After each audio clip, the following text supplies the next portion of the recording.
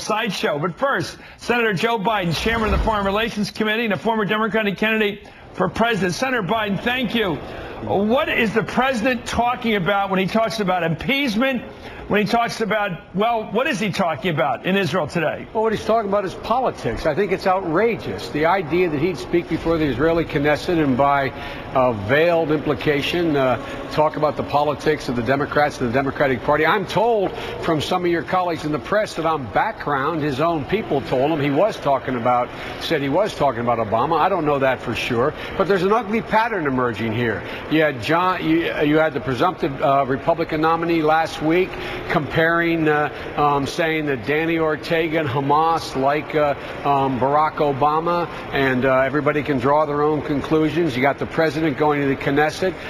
It's outrageous what he implied, and what you have is rhetoric masquerading as a policy here.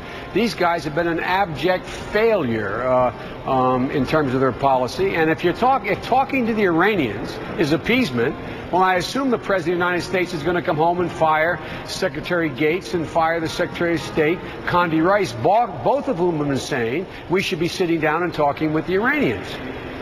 Well, I'm a huge Churchill buff, I must tell you, Senator, and this is not the way Churchill talked in the early 40s. It's way, unfortunately for him, he talked in 45 when he was trying to hold on to power. Let's take a look now at President Bush and what he said in its entirety in Israel today. Some seem to believe that we should negotiate with the terrorists and radicals as if some ingenious argument will persuade them they have been wrong all along. We've heard this foolish delusion before. As Nazi tanks crossed into Poland in 1939, an American senator declared, "Lord, if I could only have talked to Hitler, all this might have been avoided." We have an obligation to call this what it is: the false comfort of appeasement, which has been repeatedly discredited by history. Well, I don't know whether President Bush knew it or not, but his speechwriter was quoting William Borah, the senator from Idaho, a Republican isolationist from the 30s. I don't know what relevance he has to Barack Obama's call for talk. Anyway, Obama responded in a statement that reads, "It is sad that President Bush should use a speech to the Knesset on the 60th anniversary of Israel's independence to launch a false political attack. George Bush knows that I have never supported engagement with terrorists, and the president's extraordinary politicization of foreign policy and the politics of fear do nothing to secure the American people or our stalwart ally, Israel." What do you think, Senator? Well, I think, number one, Bush's policies made America weaker and Israel weaker. And look, if it's appeasement to talk with Iran, then the president must be the biggest appeaser that we've had in the last 15 years. What did he do? He sat down and talked with Kim Jong-il. He's meeting with a North Korean guy who everybody talks about being a proliferator of the technology of weapons of mass destruction. He's writing letters to him saying, "Dear Mr. Chairman, his administration asked me several years to go get in a plane and go fly to Libya to meet with Gaddafi. He cut a deal with Gaddafi." I don't call that appeasement. I call that sound foreign policy. Now, how can it be that you sit down and talk with a proliferator of nuclear weapons that creates a much greater threat to the United States than any other country I can think of off the top of my head?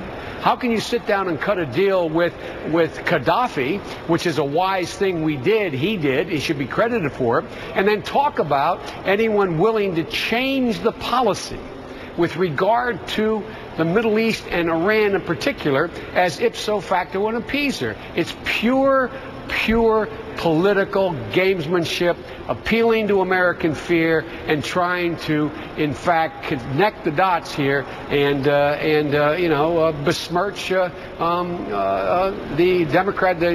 of the likely Democratic nominees.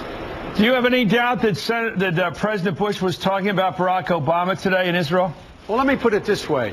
It's an unusual thing to talk about, quoting, quote, as one United States senator said, even though we know it's Borah, the senator from Idaho, who was an isolationist.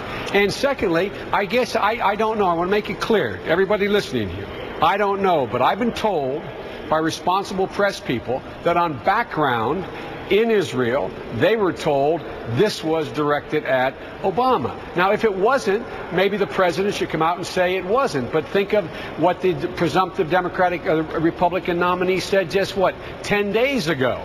He said, well, I'm paraphrasing, Hamas is for Obama, and even Danny Ortega likes him, so let you all draw your conclusions. Well, let's take a look at what Senator McCain said in response to what President Bush said. It sounds like they're doing an alley-oop play here in basketball. They're working together, because here's Senator McCain basically underlining the shot against Barack. It does bring up an issue we'll be discussing with the American people, and that is why does Barack Obama, Senator Obama, want to sit down with a state sponsor of terrorism? What does he want to talk about with Ahmadinejad, who said that Israel is a stinking corpse, who said that he wants to wipe Israel off the map, who's sending the most explosive devices into Iraq, killing Americans? What does he want to talk about with him? Well, it seems like it's the alley-oop play in the NBA, Senator. I mean, the president threw the ball up near the basket, and John McCain put it in. I mean, it's against Barack. I'll tell you what he wants to talk about. He wants to talk about the same thing Secretary of Defense Gates wants to talk about. He wants to talk about the same thing that Condi Rice wants to talk about. Both of them were saying we should be talking. We should be talking. And since when does the president or John McCain think that no does not exist in the vocabulary of an American president? Talking doesn't mean you agree. Why would you talk? You would talk to enhance America's interest and change behavior. That's why you would talk. The same reason why the President of the United States is corresponding and talking with one of the most outrageous leaders in the world, Kim Jong-il. The same reason why he corresponded with and his people talk with Gaddafi, who we labeled a terrorist in a terrorist state. Why? To stop their conduct. I find this so disappointing, Chris, to get into this. This is hyperbole and attack masking as a policy.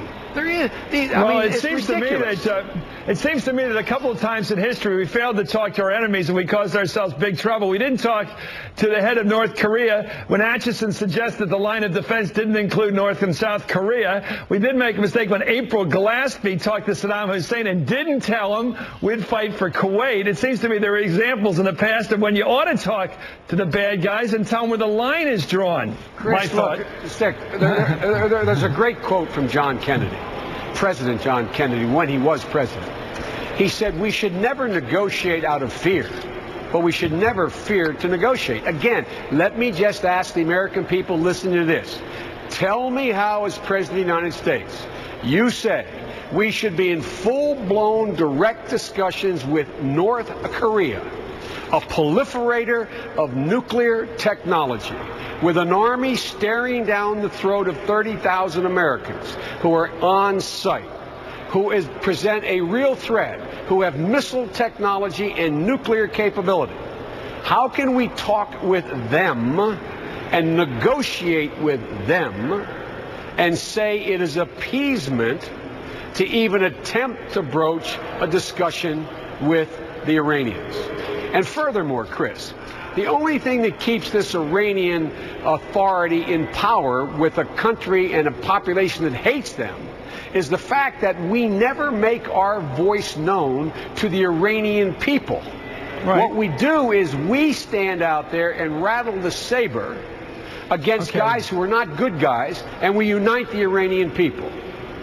Well, it's what's good for the goose, good for the gander. Senator Clinton, a while back, like about a week ago, talked about obliterating the country of Iran. Talk about saber rattling. Didn't that sort of discourage the secular forces in Iran from standing up to the leadership? Look, when you say you're going to obliterate the whole country? No, the context in which he said that is the way we talk about mutual assured destruction. In fairness to her, she said that word obliterate? If they attacked Israel, we would respond. And obliterate. Well, obliterate, that's what happens when you respond. Guess what, Chris? No way of using nuclear weapons in Iran without it resulting in obliteration.